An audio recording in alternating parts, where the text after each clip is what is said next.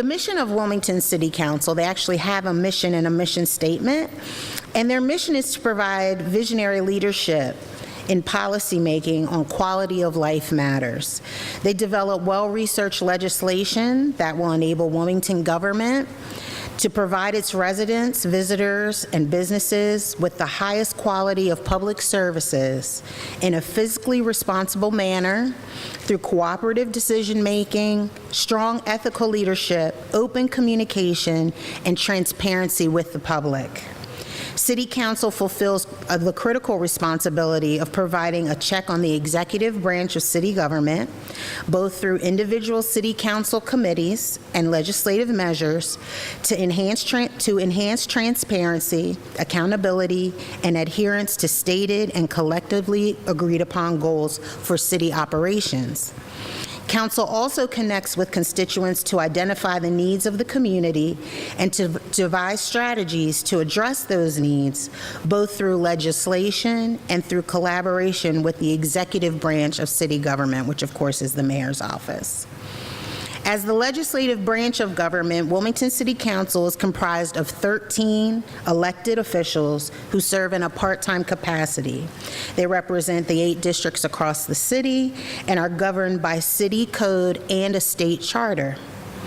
City Council's primary responsibilities are to enact laws, which we call ordinances, and ordinances are formal acts of council. Examples of an ordinance would be like authorizing the Director of Public Works to enter into a multi-year contract for a construction project, or amending a codified ordinance of the city. So that's like the law stuff, ordinances.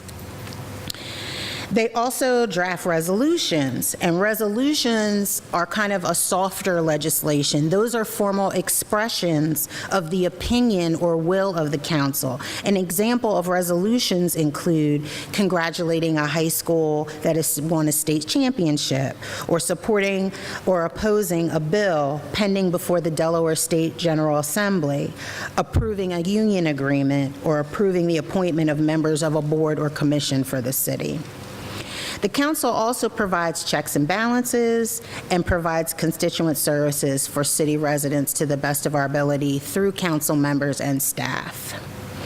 And while the county, state, and federal governments are our representatives for many issues that are extremely pertinent to the lifestyle of Wilmingtonians, things like education and transportation, while they are not in our purview, the 107th session of Wilmington City Council is a cohort who take very seriously the role they play individually and collectively in making Wilmington a wonderful place to live, work, and play. Our agenda tonight is very simple. After my brief introduction, I'll invite President Shabazz to the dais. She will overview 4 areas this evening: public safety, the upcoming 2020 census, economic and community development, and youth, families, and our elderly. In between those topics, we'll have time where council staff and I will help facilitate conversation, where President Shabazz will ask your thoughts on some of the issues she's brought up and welcome questions. Some of those questions can be answered by the president, by members of staff, by other council people who are here today, but also there are representatives from the land bank here this afternoon, as well as members of the mayor's administration, and Wilmington Police Department officers are here as well. So I think between us we could probably get towards some answers if you have some pressing questions. I want to just draw your attention to the strategic plan update that's in all of your packets. The City Council went through an extensive strategic plan process, and in addition to this update being available along with the official strategic plan on their website, and that website is wilmingtoncitycouncil.com, you can also point the camera of your phone at this QR code. The millennials in the office put us onto this. So you can put your phone on this. A link should pop up in the camera, and if you tap that link, it should take you directly to the strategic plan. The point is that we want to keep that plan transparent and give you an opportunity to get to know it the way that we do. And with that, I'll invite to the dais Hanifa Shabazz, veteran Wilmington Council member and the first woman president of Wilmington City Council in this 107th session.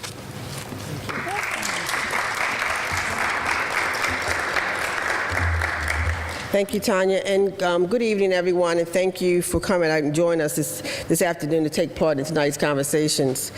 First, I'd like to thank our partners with this here at the Highlands Elementary School, the principal, Mrs. Land, and the support staff who helped us to arrange all of this tonight.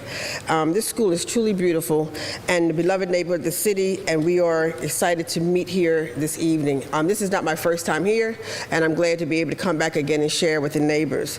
I'd like to acknowledge some council members who have joined me this evening. We have Councilman Cyril Adams, who is here with us, Councilman Adams, as well as Councilwoman Rashima Dixon. Thank you both for joining me. We also have members of, I cannot but thank my fabulous staff, Chief of Staff Marshall Bass-Knight, and you met Tanya Richardson and the other members of the staff this out in the hallway, and also I could not forget my award-winning WITN Channel 22.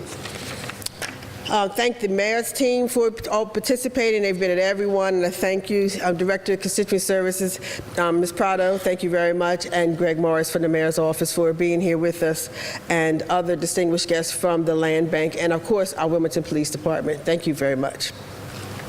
You know, to have a conversation with someone, it's best to know a little bit about that person. And many of you might know me in a capacity only as a public servant, as on city council. I'd just like to let you know a little bit about me so we can really relax and feel comfortable in asking questions. I'm the proud mother of 2 beautiful daughters who has blessed me with 5 grandchildren and 1 great-grand. So I have that mother nurturing, characteristics about me. My professional background, I worked in corporate. I was a licensed custom house broker. And then I went into the field of entrepreneurship. I owned several businesses. I also created a nonprofit that produced the 6th largest African festival here in the city of Wilmington. Published a newspaper. So I have a range of experiences which helped me to be able to serve the diverse constituency here in the city of Wilmington. When I decided to get into the public service, I was recruited by the now State Representative Stephanie T. Bolden. When I got in, I wanted to make sure that I gave a full platform that covered the things that were passionate to me, and I called them the 4 E's.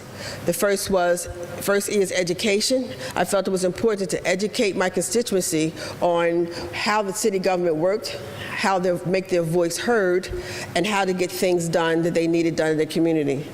That resulted in the empowerment of civic organizations and civic population that gave them the empowerment to know that their voice does matter, which also helped them to ensure that they got the necessary economic resources, which is the 3rd E, to be able to get done what they needed to get done. And the 4th E was environment, that created an environment for which them to live and thrive.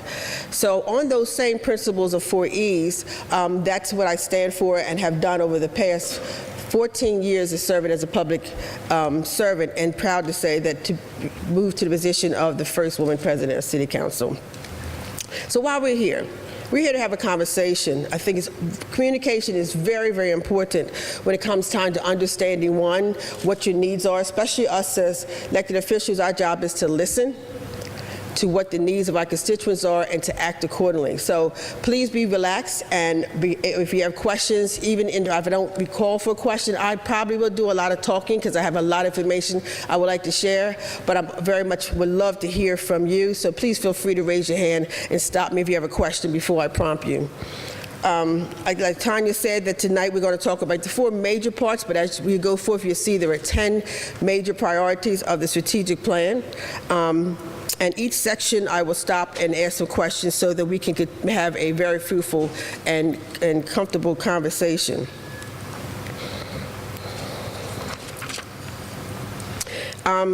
I've already introduced many other partners that are here this evening, and like she said, if you do have questions, feel free to write them down, and please feel free to give us your email so that we can respond to you if you do pose questions. And as a reminder, City Council meetings are the first and third Thursday in the City Council chambers in the Lewis Reading building, and it's open to the public. Starts at 6 o'clock for public comments. But I also welcome you to come and encourage you to come to our committee meetings, where you get an opportunity to go and be included in the conversation and debate regarding legislation. The 107th session of Council conducted their own strategic planning process. This process was led by the Policy and Strategy Director, Hanifa Jabbar-Bey. It identified the priorities that all of the new members had and how could we get those accomplished, and gave us a guide to be able to guide us along in addressing those endeavors and what action we should take as a legislative body. We also devised a mission statement for City Council and council committees so that we could be focused on what it is that we wanted to accomplish in the short time of 4 years. 4 years goes very quickly, as you might understand, and we are halfway through it as of now. So we're glad to say, even in those short half of the term, we have been able to accomplish great things, which I'm going to explain to you today. The process led us to 10 pillars of our work, as demonstrated on this slide. You see a safe and secure Wilmington, stabilized Wilmington, business-friendly Wilmington, transparent and well-respected Wilmington, a healthy Wilmington, Wilmington for all ages, prosperous and sustainable Wilmington, resident and visitor-friendly Wilmington, connected, informed, and engaged Wilmington, and a growing Wilmington. And this is a living document, and it is updated on a quarterly basis. I would like to start with the first area that I know is on everybody's mind, and that is that of public safety. I want you to refer to your handout, and you'll see the color sheet in your packet. It lists even more accomplishments that we've done in the area of public safety under our short term. In support of the work of the Wilmington Police Department and the interests and specific needs of our community, I'd like to share a few examples of some legislation and initiatives that the 107th session of City Council has worked to effectively bring about positive outcomes in response to the national and local requests and initiatives. As you see on the screen, you will see some of the legislation, resolutions, and ordinances that we have passed this term. The very first one was that we accepted grant funds for the Wilmington Community Advisory Council. This group was recommended to be formed from the Center for Disease Control's report that came into the city of Wilmington in 2015 to investigate the epidemic proportion of violence that is plaguing our young people. If you go on the City of Wilmington's website, you will see the various reports and our annual reports of the work that we have accomplished. You might know that the governor has declared the state of Delaware to be a trauma-informed care state. That has also been triggered from the work that we've been doing, not only with just the epidemic of violence, but also with the opioid epidemic that's plaguing our state. And there was the First Lady Carney presented a Compassionate Community Award to the various organizations across the state that have incorporated trauma-informed care in their work.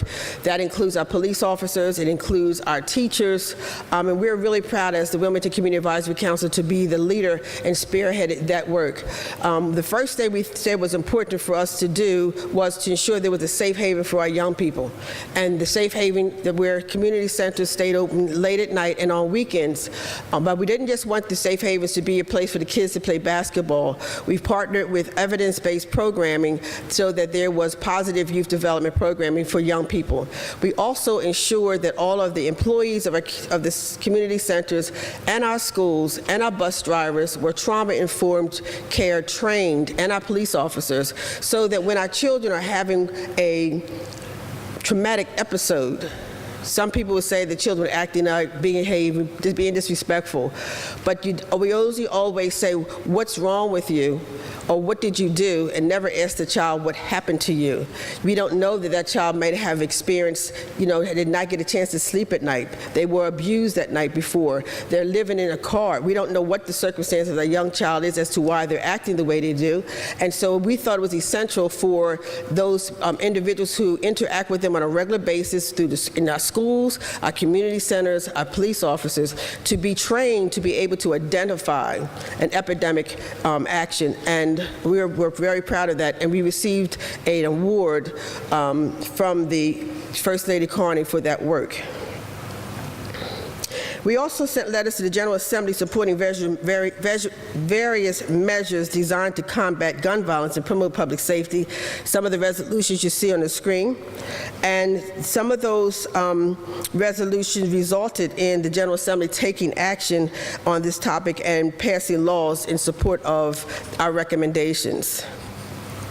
So I'd like to ask a question now with you. Many of you what are your thoughts on these type of issues? Is there an area where that you have already contacted your state representative, or is there any type of input or conversation you'd like to share with us regarding the policies we've passed or that our policing public safety situation now? Any comments or?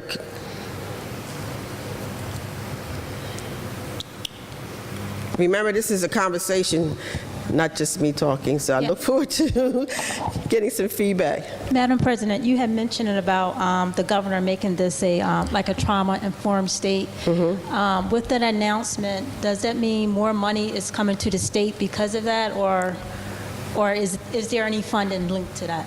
Well, there is a major initiative to, you mean coming to us as a city, or just for the entire state?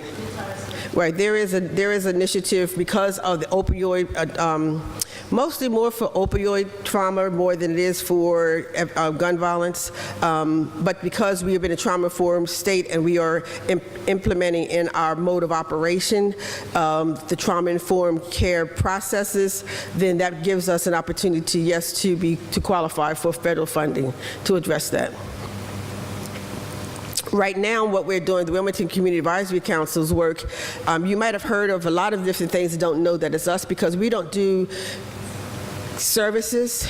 What we do, we serve as conveners, and we have over 79 community partners who all are applying the principles of the recommendations that the Wilmington Community Advisory Council put forth and are creating programs to implement those recommendations. You might have heard of the Teen Warehouse. That's an off branch of our work. You might have heard of the integrated service recipe book that the teachers are using and community centers are using to know where there's resources when they are dealing with a child or a family who is in an epidemic state. Like I said, the Safe Havens, really excited about the Safe Havens and other programs that we have done that other partners are doing now in implementing the recommendations from the CDC. Any other questions about policing? What do you think about about body cameras for Wilmington Police Department? Are there any conversations about that? Do they work? The question was, do they work? Do they work? And you mean in stopping violence or in giving evidence? That research is still to be said. Yes, sir. Yes, ma'am. I would be in favor of body cameras, no matter what the cost. Okay. And so you understand, and I would take all that back into consideration as we deliberate over indicating funding. And I don't think there is opposition for us to get it. We're just trying to figure out how we're going to pay for it. Okay, and I do know that the administration has applied for a federal grant for it. So hopefully, because that be the case, then we don't, this budget did not have an increase of property taxes, and that's one of the revenue streams we have in the city. So hopefully that we will be able to get the monies through a federal grant. Yes, ma'am. Well, I'm not sure how I feel about body cameras since we don't really know if it works or if it's effective, but I kind of wanted to talk a little bit, well, just a question about something we were talking about a moment ago. So I've heard of an organization, because my friends are involved in it, called Urban Promise, and I know it's faith-based, and I know it's a, sort of a private thing, and I don't know if the city of Wilmington would explore digging in deeper. But they have kind of an interesting strategy and execution where they're in the neighborhoods and they sort of identify these youth leaders in the neighborhoods. And I just wonder, do you know a lot about the program? Have you thought about doing something like that to try to curb violence early on and create a kind of a more community and connected environment? I am very familiar with Urban Promise, and they have been quite effective. And their practices of community engagement, their practice of getting to coming down and looking from the lens of the children that they serve, their practice of getting involved in understanding the whole child and the family and the needs and providing those type of supports, that's very much in line with the trauma-informed care. So might not be saying I'm duplicating that, because our goal is not to duplicate it, but to take everyone out of silos and to connect the dots. There are many organizations such as Urban Promise that are doing great things, and we're a small little town. We're small, and so if we just can connect the dots of what everyone is doing, fill the vacancies of what needs to be done, our goal is to close the holes in the net that our children are falling through because we're not communicating to each other and we're not connecting to each other. So Urban Promise is one of the organizations that, like I said, from our perspective, is practicing trauma-informed care services. Okay. One of the other pieces of legislation that we did was to pass a ordinance with the ATV restrictions on city streets. The big dirt bikes. Have y'all noticed a change in ATVs riding in your neighborhoods? I don't know if you have that issue here, but have you noticed a change here in your neighborhoods with that? No, you have not, or it's not an issue? Not an issue. Okay, very good.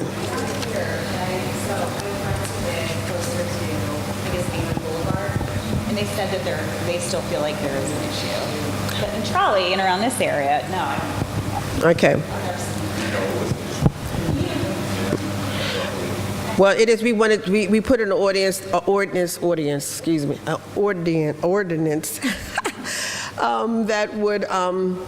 The bikes had to be licensed, they had to be on a trailer, and if not, they could be compensated by the police. We gave the public a time to get the things in line, and I think it just became effective in April that the police starting to enforce it. So I'm quite sure you'll start to see a change in that as time goes by. Next is the census. April 1st marks the start of the countdown to the 2020 U.S. Census. We know that the census is once a decade population and housing count, and an accurate census count is critically important to Delaware and the city of Wilmington in multiple ways. It helps us to how many representatives we would get in Congress. It also distributes more than $675 billion in funds per year, and that helps us to plan for new roads and schools and libraries and emergency services. It also influences what businesses will come here to the city of Wilmington to locate. But somewhere near $14 million have been lost in inner cities due to incomplete census count. So the mayor and I are co-chairing the Wilmington's Community Census Count Committee, and we're working together along with other members, along with the county and the state, to educate residents on the importance of participating. There are even hiring individuals to go into the community to help really encourage the areas where there's a high number of non-counted families to ensure to be counted. Because this is critical for our funding sources coming from the feds, for our schools, our hospitals, our nutritional programs, lunch programs. And the mayor and I both understand how important it is to get this count out and get this committee working. And I want to thank my council members, Councilmember Dixon, Councilmember Friel, Councilwoman Harley, Oliver, and Councilwoman Walsh all helped sponsor the legislation for us to have the Council 2020 Census Ordinance to pass this, so we can make sure that we are getting the right count that we need for the census. So as it comes around, you want to influence as many people as you can to encourage them to count, because we really need the dollars. It's also going to be affected when it comes time for City Council to do its upcoming districts based on the population. So everyone, we need to help get us out for the census. You know, the census is just the tip of the iceberg. We have having an accurate count is one way we can plan for our growth of the city, and Wilmington is growing at leaps and bounds. We're driving hard and leaning forward to help to grow our communities, and a few of those efforts have been our public and green spaces. We have constant care, and you see renovations. We have renovated more parks in the city of Wilmington that's been done in quite some time, and we're really proud of that. And I think our city is growing in leaps and bounds. You know of the disposition of the lease of Boehner Stadium to Salesianum, so we're now going to have a public-private partnership to provide a state-of-the-art athletic facility that's going to provide, and that comes with an increased amount of public access than it had before. So we're excited by some of our community athletic teams. They go to other states, they win national awards, but they can't host those type of games here in their own city. And we want our children to be proud of where they live, and us partner with the Salesianum to renovate Boehner Stadium would give us a state-of-the-art field that they can invite out-of-state cities, teams to come here in their city that they can be proud of. We also partnered with the Newcastle County Vocational Technical School District, the only high school in the city of Wilmington, and our football team has to go out and find a place to practice. But because of the agreement that we've made with the Votech School District, we will now have a turf field at Howard, so their students can stay at home and practice at home and not injure themselves on the field that was in need of great repair. They would not lose the time of having to travel to another field to rehearse, and they have a place that they could call home. So we on council was proud to do that. And I think our major park renovation was that of Eden Park. Eden Park had major capital improvements to that. That's the park that all of the summer camps go to every year. So now in Eden Park, we'll have a turf field, our pools are renovated, our playground area is going to be a new equipment, and so our children will really feel proud and happy when they go out for camp, that they're at a place that they could call home that's not been plagued with chip paint and rusted pipes, because that's what they were experiencing. So City Council, we are excited about that we helped make that happen. And then we had the renovation of Rodney Square. This private-public project includes new masonry, paving features. I don't know if any of you have seen the drawings of what that's going to look like. We're going to have a spray park. It's going to be lit. There's going to be activities there to be going to night. At nighttime, there will be a reading cart so children can come out and have reading sessions. It's just really going to be a destination place for downtown Wilmington. So we're glad that we'll be able to do those type of private-public projects. And there's many other capital improvements of our parks and citywide, and more work is going on, and there's more to come. Including some of the other components of our growing Wilmington, we have the new 76ers Fieldhouse. Have many of you been to the Fieldhouse? Not yet? Oh, you gotta go. It's amazing. I don't sometimes believe that I'm still in Wilmington. You gotta go, and it's busy, and the activities they have with the camps they have with the children are amazing. Not only with the basketball, but soccer and other sports. So our children are having the opportunity to rub elbows with some national athletes to learn sportsmanship from some national athletes. So this is another opportunity. All of it is about the children, and so we're excited that we were able to get that accomplished. Now, I know many of you have gone to use the Philadelphia airport, and you always got to drive to Philadelphia airport. Well, there was a resolution supporting a proposal for direct-to-airport train lines to connect Wilmington with the Philadelphia International Airport. So we thought that was a great thing to be able to really connect us so we're not so distant from what everybody usually does is to have to drive, park to go leave out of Philadelphia. So what are your growth ideas of mine? What are some of the things that you think that we should do to keep Wilmington growing, especially in either throughout the city or in your neighborhood? Anyone have any suggestions, recommendations for us to consider? Yes, sir. Can you talk about the direct-to-airport train line? Is that a possibility? It is, but it is a possibility. We sent our level of support down to the General Assembly, but that's a state initiative, and it's definitely in the works. And I would encourage you to contact your state representatives and let them know how much you really want this to happen.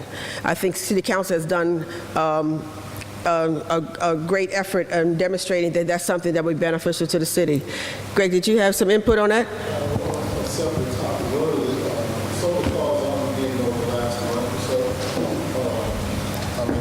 In terms of a need, we have a number of residents that have brought to my attention that we should have at least 2 or 3 dog parks.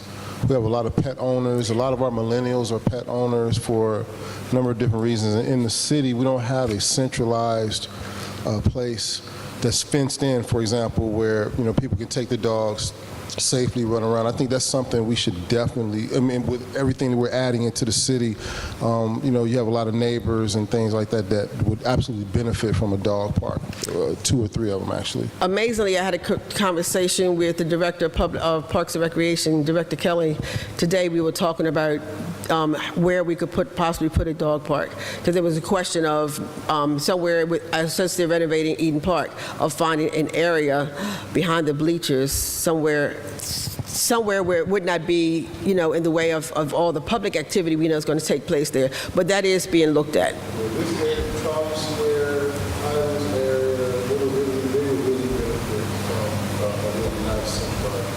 Yeah, it's on the radar. Yeah. Mm-hmm. Yes, ma'am. Madam President, I just want to offer that there is actually a national guidelines as to how the parks need to be structured, so I'm happy to forward that because it has come to WRC's attention as well for downtown and the riverfront for more parks. I sit on Rodney Square Conservancy Board, so we were looking at having a dog park there, but it would not meet national criteria. So there is actually a document that outlines what the dog park should look like to be safe, because small dogs, for example, cannot be with large dogs. Oh, okay. Just as a housekeeping issue, I'm passing the mic because we're being recorded by WITN. So although we can hear you, we want to be sure that the camera can hear you. So I'll pass the mic. Okay.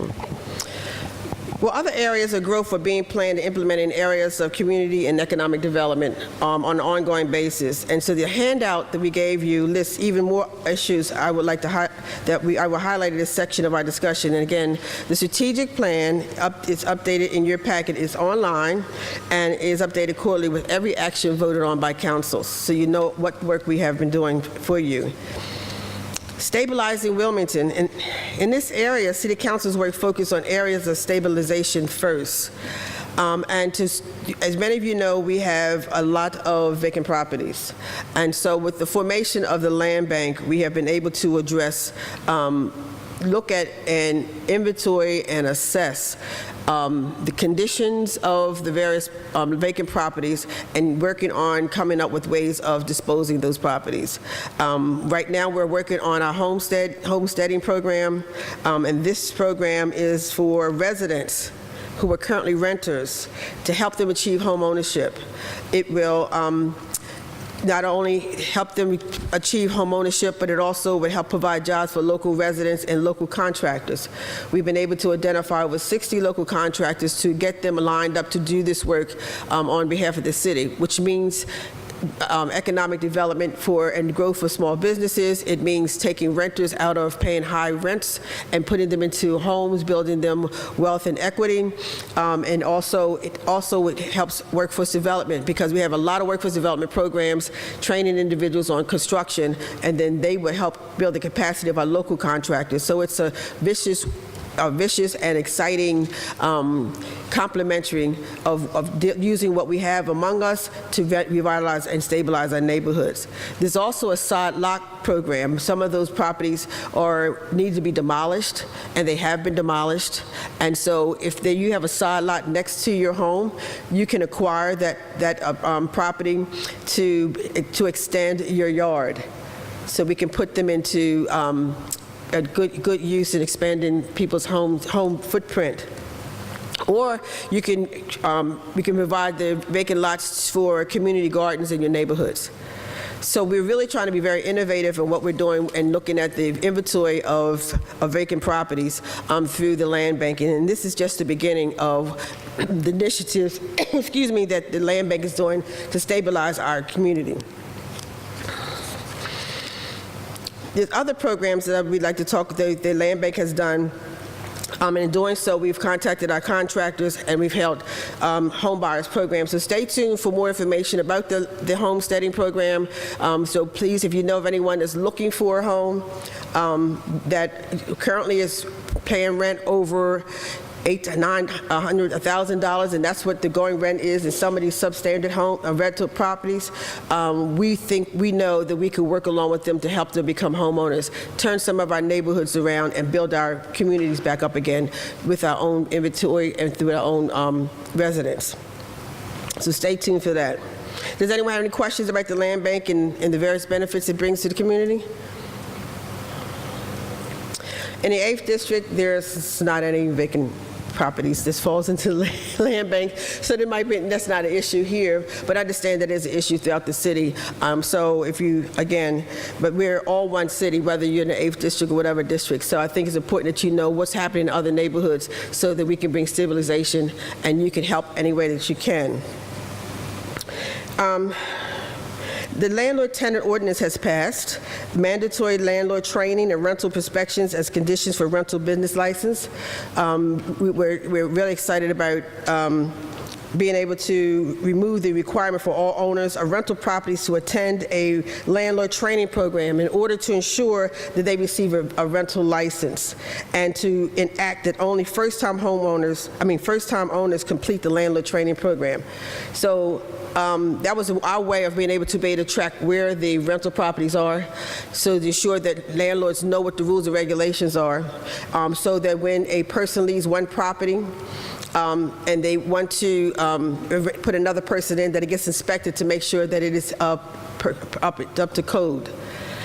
So we're working diligently to make sure that our rental properties are within compliance and that we have a good stock of substandard living properties. Yes, ma'am. Why can't we have our city inspectors back? It was great when we had a city inspector. You called every time you had a credit. Now we don't have any city inspectors. You mean the L&I inspectors? Yes. Well, we do have L&I inspectors. Yeah, but they don't come out for free rental anymore. And that's an initiative that council was trying to engage to make that happen. Councilwoman Dixon, did you want to add anything to that? Oh, hold on. Councilwoman Dixon is our chair of community development and urban planning, and she's been working diligently on our blight legislation.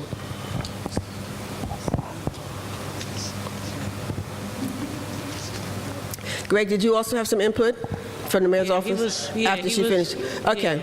Yeah. So the new legislation that Councilman Friel has on in the response to Councilman at-large Adams had asked for the pre-rentals.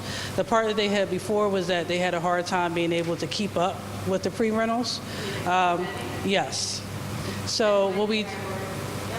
Right, so we put in I know in Councilman Friel's new legislation, he has that they're going to do 1,500 inspections. Is that correct? At least 1,500 a year dwellings on different premises. Yes. Yeah. Yes. So that was a recommendation from Councilman Adams, but also for Councilman Turner as well. We've also seen that it's been a big issue of, especially if we know ahead of time, we would have to not have to find out later on that is such a big of an issue if we could do it up front. So we know that's a big issue. We're trying to work on it. Yes. Yes. Yes. Yes, definitely. Right. The effort. Yeah, that's why I said we are making efforts to bring them back.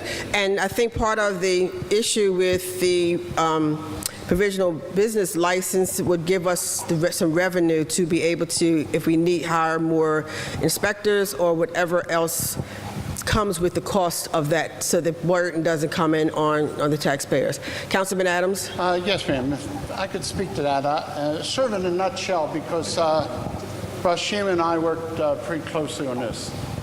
What this ordinance does, it's not a blight legislation ordinance. Understand this. It's a vacant property registration. Can you put the mic to your mouth so we make sure that... Yes. It's not a blight legislation ordinance. It's a vacant property registration ordinance, and it's code enforcement ordinance for tenant landlord properties. What this does is it takes two civil code sections and makes them part of the overall code here in the city of Wilmington. Currently, all the code with regard to rental properties and vacant properties is criminal. So we'd have to fine them as far as criminal is found. This here, since it's civil, it's basically based on fines and penalties and what you do here. So it only covers vacant properties and tenant landlords. As far as owner-occupied properties, blight legislation, subsidies, things of that nature, there's nothing in this bill that applies to that. This is strictly trying to help give the mayor a tool that he can use as far as eliminating some of the problem properties that we've had here in the city. In addition to that, the mayor is committed to doing at least 1,500 rental dwelling units in the city each year on different premises.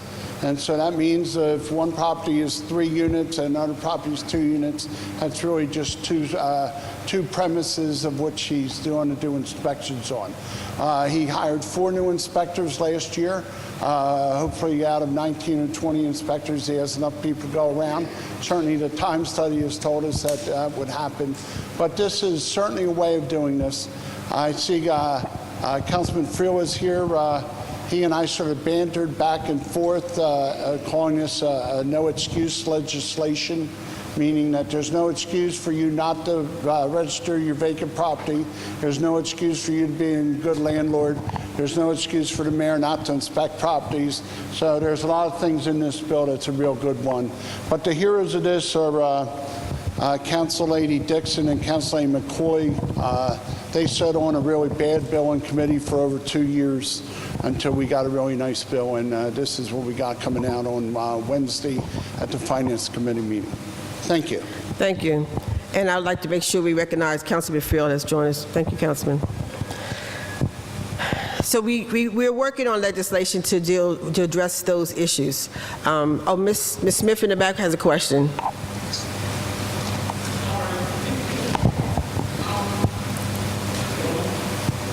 It's okay. I'm not sure if it's an ordinance or what it is that is it L&I is trying to do with between the criminal and the civil. Is that in this packet that we have, or is that something different that is being done? Well, but there is work. There's other ordinances that's in the pipeline that will provide for civil fines of owners of rental properties and vacant properties. Currently now, some of those are criminal fines, and we're working to try to make it civil so that they could be easily addressed without having to go through the long time of a court system. Okay, and did they also take homeowners out of that? Yes, we did. Yes, we did. Mm-hmm.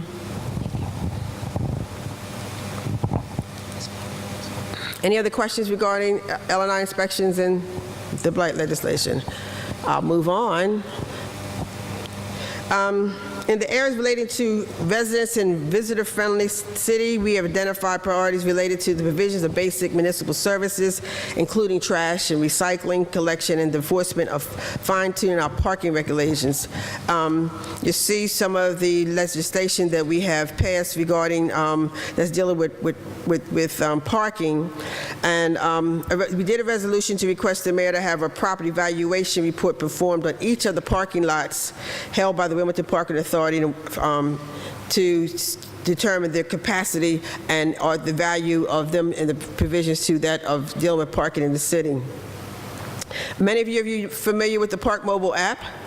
We hope that you use the Park Mobile app when you come into downtown Wilmington. Our effort was to make that easier for you to, if you don't have that change in your pocket, when you're trying to park, you can use the app. If you're running behind, you can add 15 minutes as long as you haven't got to your 2-hour maximum. And there is in the pipeline looking to see if we can extend that 2-hour because nowadays you might dinner or even being in a meeting that you can extend for a premium cost another 15 minutes. All you need is 5-10 minutes to get to your car, and we can make that worth your while that you can do that 10-15 minutes without getting a $40 ticket.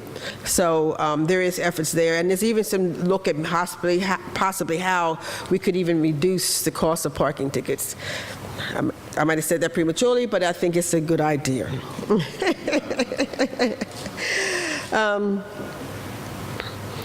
Street paving. Council approved in the 2020 capital budget and program that has continued funding for street paving. We know our streets are kind of lumpy, but we're behind schedule in getting our streets done, but know that there is efforts and we know that it's a priority. Prosperity, and any questions or conversations about parking? Hearing none, I'll keep going. Prosperity, I know this might be long, but I just want you to know the 107th session of council has really done great work in addressing the quality of life issues, and I thought it'd be important that you know what those details are. Oh, we have a question.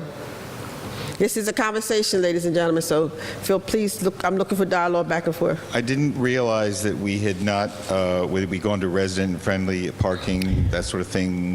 You didn't mention, I don't think, the resolution declaring the property known as 1814 Gilpin Avenue. What did that mean? It was up on the screen. Oh, hold on. I think that was a resolution that we...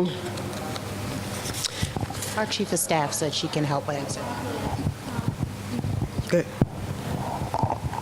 Well, it was asked in the question, there was a resolution declaring the property known as 1814 Gilpin Avenue to be surplus and approved the property for this disposition to the Wilmington Fires Association. We did that in April 2019, if there was any conversation about it.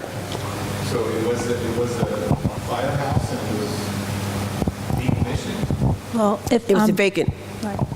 And actually, I'm going to let Chairman Frill speak a little bit to that.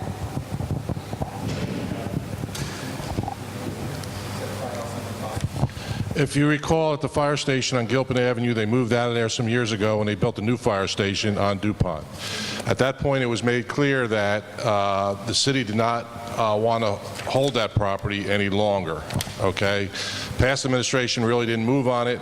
This mayor came in and he decided he'd like to dispose of that property. One of the things you have to do to dispose of a property is you have to make it surplus, which we've done. The issue out there right now is the mayor did a request for proposals, an RFP. He received about 6 proposals. The one the committee reviewed and liked talked about having 5 apartments/condos in that building, and that the proposal, they would pay the city for the property, they would invest over $1 million in the property. The community was not receptive to that. The fire union had also put in a request for it. Understand that that facade has to maintain its historic presence no matter who owns it, okay? We're kind of in the middle here because the mayor right now is not in favor of turning it over to the fire union. And I understand his concerns. They want to have it for meetings. They talk about having some classes on the first floor. But my concern as a district council member is I don't know what happens in 5 years. I mean, you can use that for social events, fundraising events, and things like that. And to me, that will just add bigger parking issues than we already have in some of our neighborhoods. So the property right now is still just sitting there. The city still owns it. We will need to continue to maintain it until we come up with a final solution that we feel will be acceptable to the council and the neighborhood. So we have had a couple of other individuals step up and say they have an interest in it, so we're reviewing some of those. So I'm hoping at some point, maybe this year, we'll come back with a resolution to you stating, and there will be a community meeting once we decide what we'd like to do with it. What are some of the other ideas that have been put forth for like a single-family residence? There is one individual that would like it to make it a single-family resident. And do they offer the amount of money they'd like to pay for it? All I'm going to say is we're in discussions with the individual. You know what I mean when I say deep pockets. He has deep pockets. He's interested in maintaining not just maintaining the property. He has done a great deal of research and actually has gone back to about 1911 to what the property originally looked like. And actually it's missing some things from then. And he wants to restore it to its true historic look. So, but you know, I don't know if that's going to work or not, but, you know, we have individuals like that coming forward that have a great deal of interest in that property. So once I feel that we have something concrete to take back to the community, we'll do that. All right. I did work with the union because one of my questions from the union from day one was, how much is it going to cost you to fix that up? How are you going to raise that money? And then how are you going to maintain that property year after year? And I helped them get a developer, a builder to go in with them. And you're looking at $1 million+ to fix that place up. It's in bad shape. For them, they have to make it ADA compliant and things like that. So I don't know if that works for them any longer. But that's kind of the situation with the fire station. All right. Thank you, Councilman. There's another question? And this is conversation. This is thank you.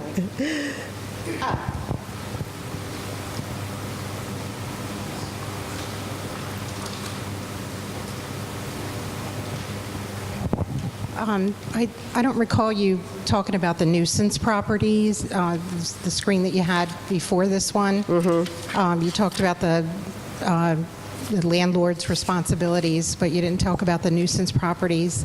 I have a problem with the whole city storing their trash bins in their front yards when there's a law in place that says they have to be stored in the backyard or 5 feet behind the facade of their front yard. And I'm constantly calling L&I about my neighbors breaking this law. And all that L&I seems to do is knock on the people's door and tell them to move their trash cans. And they're good about it for a few weeks, and then it's back in the front yard again. Obviously, they're not being ticketed. I'm not sure why they're not being ticketed. But as I drive throughout the whole city, I see the majority of homes storing their trash in their front yards, and it's very unsightly.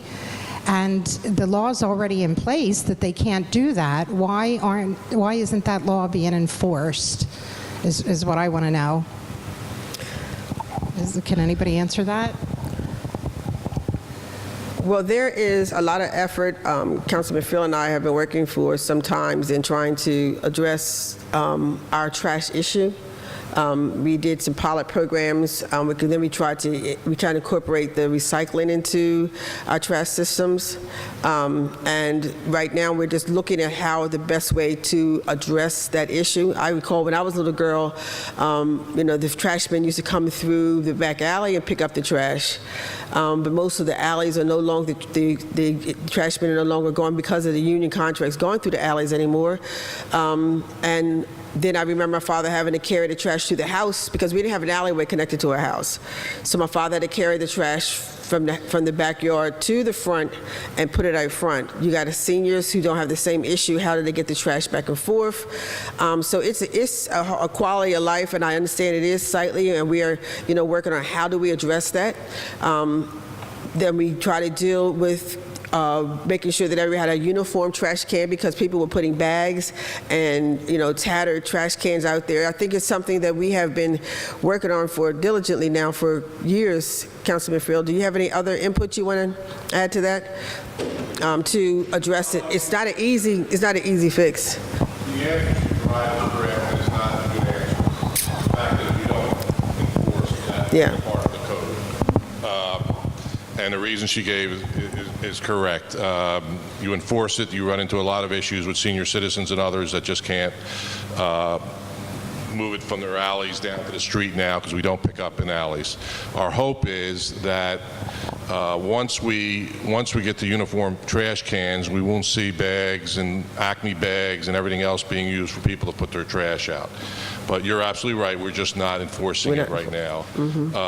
I wouldn't quit. I mean, I would continue calling L&I and asking them to write an instant ticket, because they can write an instant ticket for that person or that homeowner, whatever it is, next to you.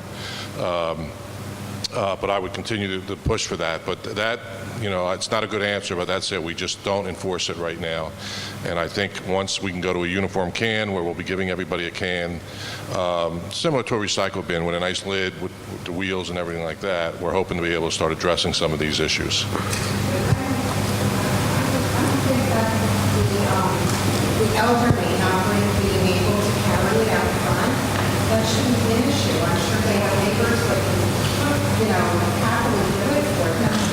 In a perfect world. In a perfect world, that would be right. But that, like I said, we have been studying this, and it's different in different communities. How we could enforce it or what kind of changes we could make. So trying to make a citywide law that's adaptable for everyone is what we have been struggling with for quite some time to make that work. Some neighborhoods could have that ease of neighborly love to help the elders. And other neighbors, some elders don't have that type of convenience and support.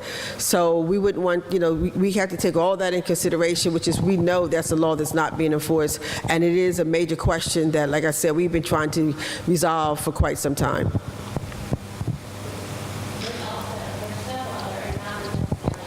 Wait, Ms. Prado, get the microphone. Okay.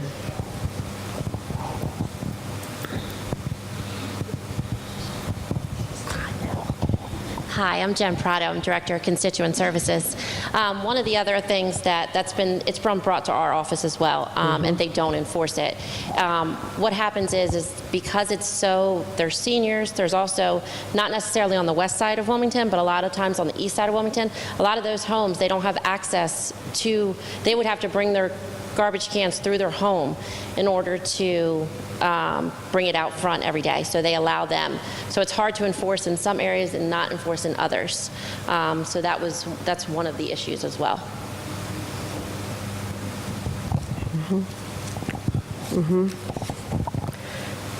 But thank you for bringing that point up. Which, like I said, it is something that we know and we're working diligently on. We welcome any other suggestions or ideas to make it work. Our prosperous and sustainable Wilmington. Council reviewed the 2019 compensation study that was done by the administration, and it report bench salaries across its executive and manager pay plan. It exemplified a prosperous, sustaining Wilmington as it hires and compensates executives and managers in our city to ensure that we can get individuals with the skill sets that are necessary to run the city, but at a level of compensation that is within the marketplace. We also passed legislation related to the rate stabilization review, and this created a more sustainable Wilmington. This ordinance aims at putting certain protections and precautions into the city code in order to prepare for the possibility of an emergency, like we had with the death of our firefighters, and also to help us to reduce the need for increasing taxes or tax rates. So we were glad to be able to pass such an ordinance. And the purpose was to maintain a financial stability of the city, to provide our citizens with the kind of services that they deserve from the tax dollars. It helped eliminate the need to increase taxes and water sewer rates, and it established 3 reserve funds. So as it relates to the city's economic and community development and its impact on our sustainability, what are your thoughts considering that there was no property tax increase considered by council in this year's budget? Get applause or? Can we get applause or? I thought people would be excited with that. And so you've heard there's more information about it in your handouts. This area, I think, is really a really strong passion for all members of council, and that is education, youth, and senior population. And obviously, our young people and their environment and their health and their education are major focus for not only us at council, but also you as citizens. And so I want to include a few examples of the work that's being done to address not just our young people, but our older population as well. Speaking of seniors and carrying trash out. We just know it's important that we have a healthy Wilmington, and it's because our seniors and our children are one of our greatest assets. So there you see a list of resolutions and ordinances that were passed. We just recently passed the resolution to the General Assembly to reduce the tobacco purchase age to 21. Many of our young people are now using the Vipers and the vape, what are they called? Oh, the vapes. And a lot of these are coming in instruments that look like disk drives. And so some parents don't realize that it's really a vaping instrument, that our children are vaping this tobacco, which is, various times more potent than tobacco.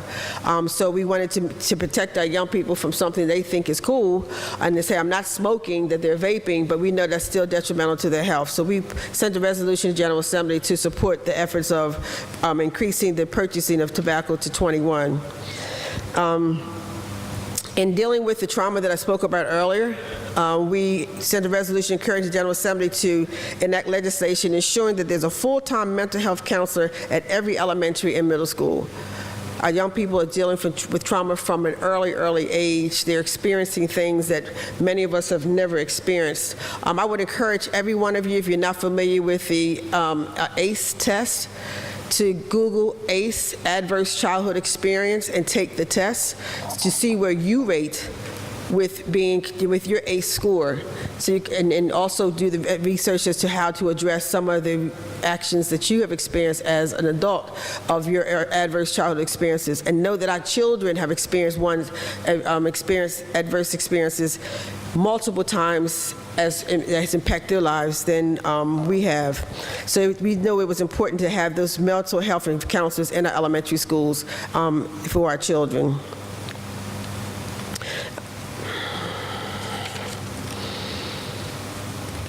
So we also passed an ordinance for the city code regarding beverages offered in children's meals. I mean, we got some questions about why are we,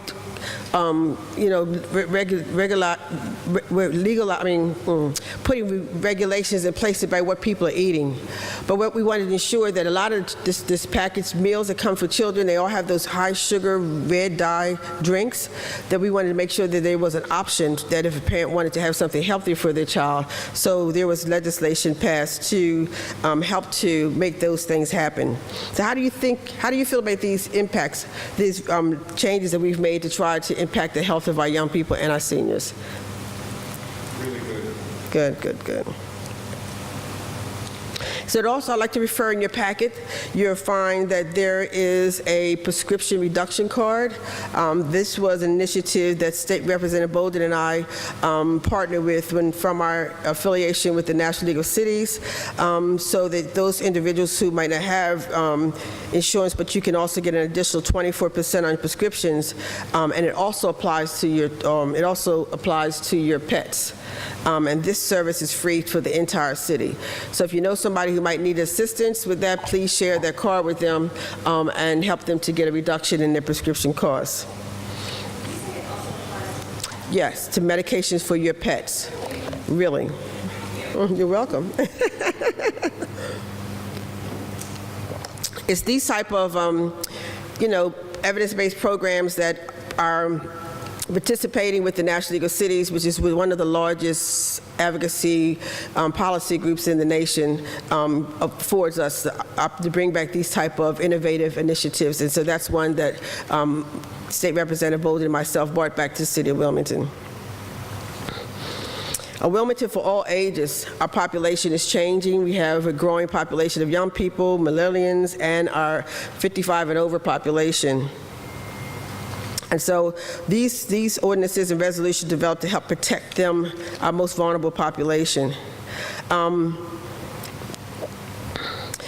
A resolution recognizing October as National Bully Prevention Awareness Month. We was encouraging the Delaware General Assembly to consider issuing a new anti-bully report.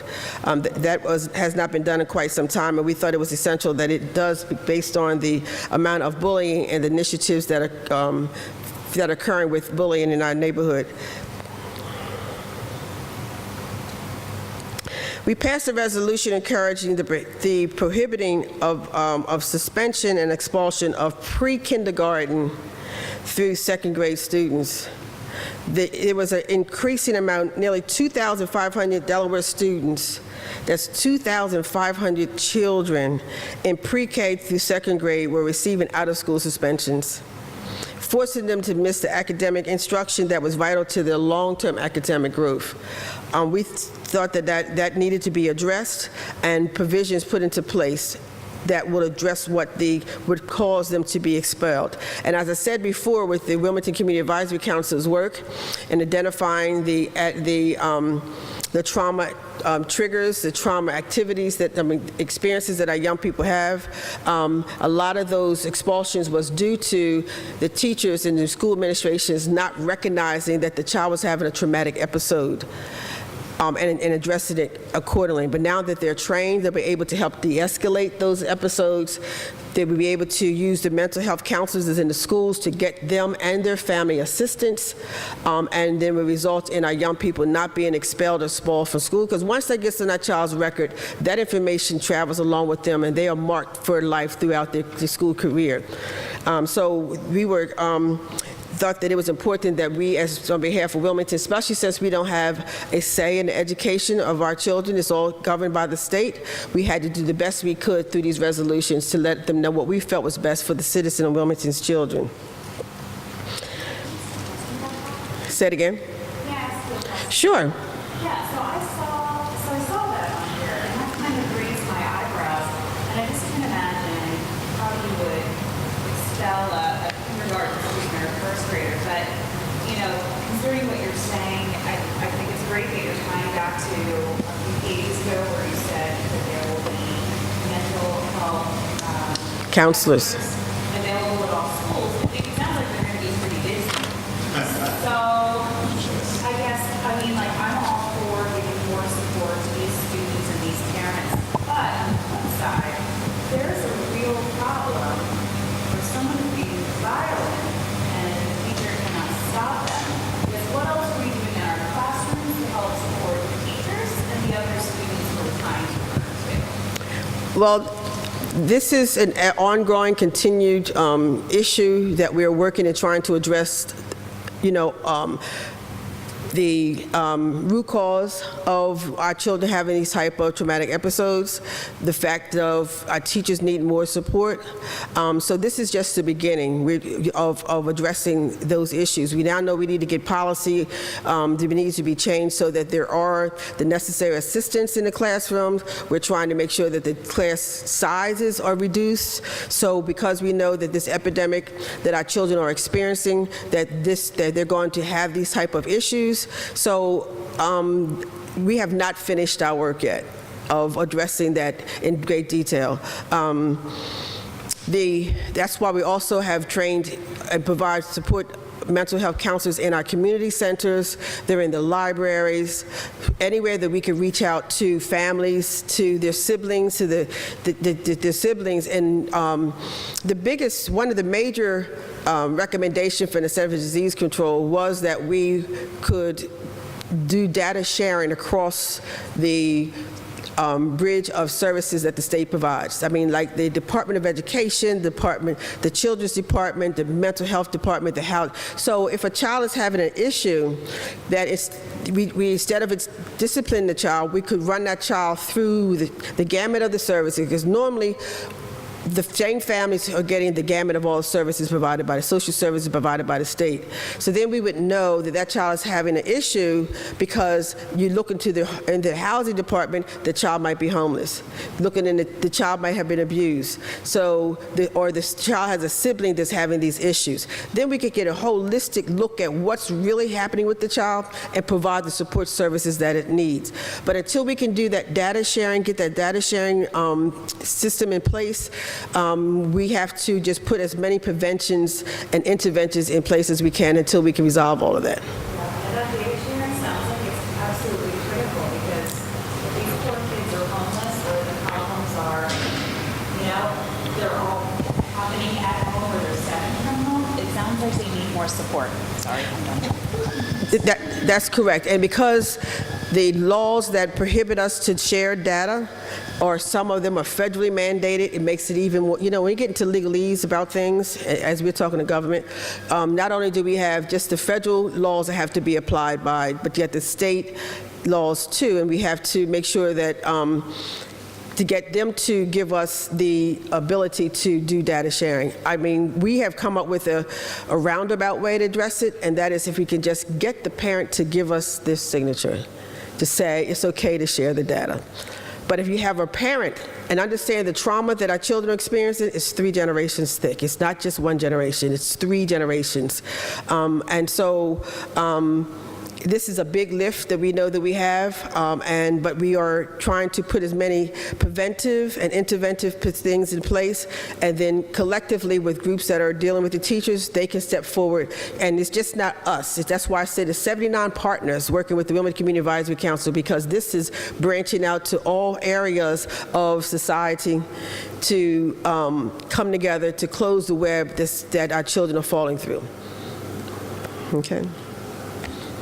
I can talk about the CDC stuff all day long. That's one of my major passions.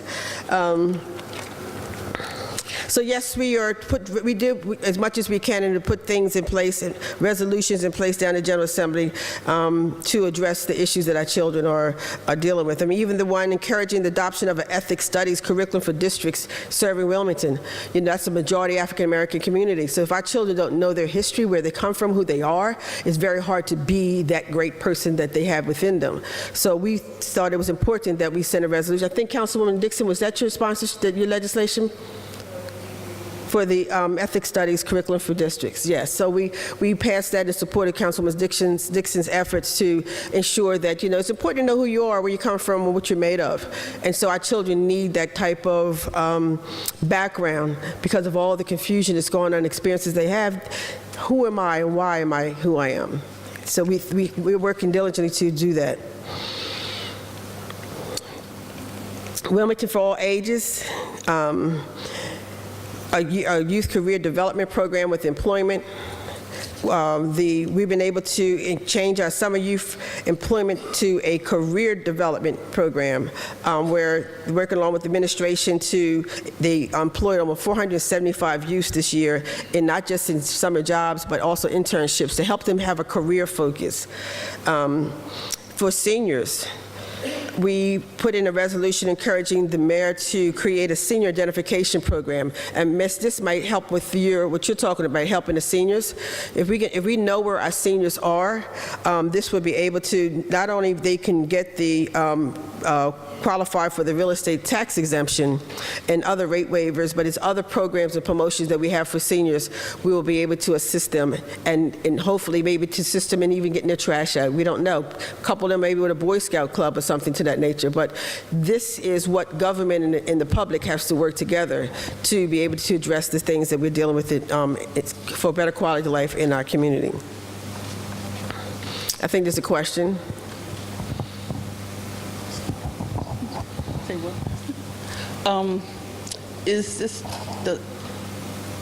Is it in place yet? And how do you get into it? Say it again. It says requesting that the administration launch a senior identification program. It says November 15, 2018. I guess that's when you put the resolution in. Has it, is it working now? How do you get involved with it? Do you have to sign up? Do you go out and just go through your files and see who's seniors, or how do you get The administration is putting together So you haven't gotten it together It's yet? not completely all together, no. But that's why we're letting people know. But you as a senior, you can call to the city and get information on the tax exemption program. You don't have to wait for that. We're just saying that this administration, once we do identify all our seniors, to capture it in a database so that we will know where our seniors are. But what we did pass we did pass was it an ordinance or is it an ordinance? We did pass an ordinance that the tax exemption program, you had to re-register every 3 years. And once you're a senior, you're a senior.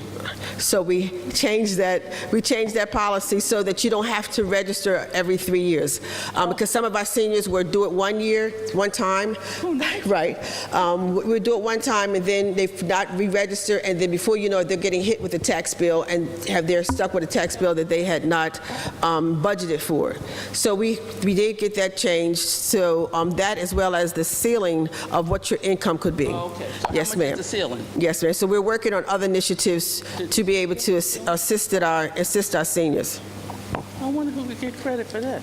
I know I complained about it to Frill and that before, because with the county. I can't hear you. Okay, I was saying with the county, I have called the city about it, because with the county, you just register one time, and you never have to go back again unless That's you correct. make over $50,000 in income. So I had asked your city people if they could do something like that for the city, because there are seniors who's not going to remember, okay, this is my year, I need to do it again. This is my 3rd year, and you don't send out any paper stating you need to renew this year. Yes, ma'am. We understood that, and that's why council passed the ordinance to make that correction. So how long before it be It should be in effect? It's in effect now. So what is the ceiling then? If it's in effect now, what's it? You said you were working on the ceiling? The ceiling- It was 19 for 2 and 15 for 1,000? Are you talking about the ceiling or the money? Is that what you're talking about? So that was, we did not, did I misspeak? I misspoke? Well, maybe I misunderstood. I'm sorry. Oh, I keep saying, you know what, you're right. Oh, yeah, we just changed the 3 years. Did you have to do it every 3 years? I misspoke. You don't have to do it every 3 years? No, you don't have to. Once you're registered, you're registered. Okay. I misspoke in saying that we changed the ceiling. Okay, so that can change. Okay. Yes. Many of you know about the film The Black Panther. Council was very excited that we were able to send over 100 children to see the movie The Black Panther, and it was the most exciting thing to see the babies there enjoying that movie, seeing a superhero that looked like them, and we was glad that we were able to do such a thing. I spoke about the safe havens for the youth, and so. City Council started that almost 10 years ago, and we were glad we was able to get the state to fund it to bring it back. And we see that as very essential to the benefit of our young people. So what do you think about these programs that we have done? You see more that the Youth Master Plan, that's something that's still on a master plan itself, to be able to connect all of the parts of society to work together to have a plan to ensure that our children are the next generation of workforce, the next generation of citizens. That's still on the drawing board, but we haven't gotten there all the way yet. So do you see any of these initiatives being beneficial to our community? Yes. Okay, do you have any insight on on our changing of it? Would you be interested in working along with us? I'm trying to start a conversation here. Okay. Okay, I'll move on to transparent and well-respected Wilmington. We work very hard to establish business practices that are transparent and up to speed with other legislative initiatives. And so we did a resolution to fill the vacancy in the 1st City Council District, and it resulted in the selection of Councilwoman Linda Gray. We also did an ordinance to amend the city code to update the ethics provision to make sure that we were in line with the full, transparent, and well-respected. And we also did a resolution regarding the human rights, the Civil Rights Commission.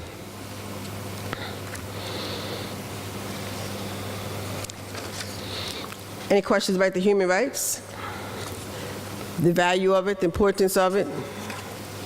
Does it make you feel that you have a more transparent legislative branch?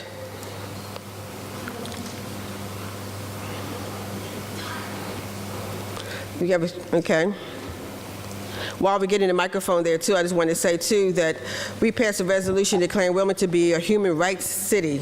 And this resolution expressed the desire for implementing the principles of the United Nations Convention of the Elimination of All Forms of Discrimination Against Women. And we making sure that we are giving fair rights to everyone. Yay. Thank you. Yes, ma'am. So, Madam President, I was wondering if you'll be willing to share. There are some new exciting things that are happening announced with the mayor's budget around transparency, so open gov initiative, the city stat, kind of looking at the metrics for different departments. I was wondering if you'll be willing to share a little bit about that and when that's going to be implemented. The things that within the mayor's budget, you're saying? I'm here. Well, so I'm talking about some of the new initiatives that are happening in the city around transparency of the government, like OpenGov or City Stat. If you'll be willing to share about those a little bit. I want to let my chief of staff share with you. I know one of the things that the administration has done is there's a portal for OpenGov. So as you're looking to pull down different information about different departments, you will be able to get the information on live data. That's something that's never been done before. So that's very exciting and promoting transparency. One of the things that the council also has done is they passed an ordinance. And the ordinance is about all the grant funds from City Council as well as the Mayor's Office as well as the Treasurer's. That information is now available on the website so that the communities can see what's happening with their tax dollars for grant funds. As far as the crime stats, I can let Greg, if you want to share anything about that from the administration as far as the crime stats. City stats. I'm sorry, city stats.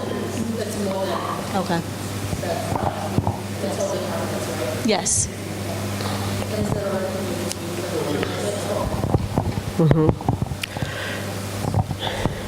You will find that there are a lot of information that you'll find on not just the mayor's website, but the city council's website about the operations of government. So we wanted to make sure that's part of our effort of transparency, make sure that the public has easy access. Then you have to ask the question, you can read it for yourself. On city council, you see all of our legislation, you see all of our funding distributions, and of course we're televised in everything we do. So our goal is to that along with the city gov that the mayor has put into place, you'll be able to have more interest and knowledge of everything that's happening within the government. Greg. City stat, in terms of the transparency, that was something that was introduced to our administration by former Baltimore Mayor Martin O'Malley. He's talked about the transparency part. So what City Stat does essentially is it drills down in each department and compartmentalizes performance for accountability, all the way down to sick days, vacation days, performance, and so forth. And what it does, the accountability really makes everyone focus in on their particular job and all the components that it consists of in that department. And the accountability results in meetings and reports and sit-downs about what needs to happen in those departments. We're operating in an antiquated system. We had an assessment done about a year or so ago, maybe 2 years ago, and it was revealed that we had been doing things like still in the 70s in terms of our system. And so City Stat is the best foot forward in terms of changing that. Well, ladies and gentlemen, I've been doing a lot of talking. I tried to really take you through the various pieces of legislation that the City Council has done in its term thus far. Or was there another question? Okay. Well, I just have a technical one. What's the difference between a resolution and an ordinance? Is one the law and one is a suggestion of the... The resolution is a suggestion of the law, and an ordinance is the law. Thank you.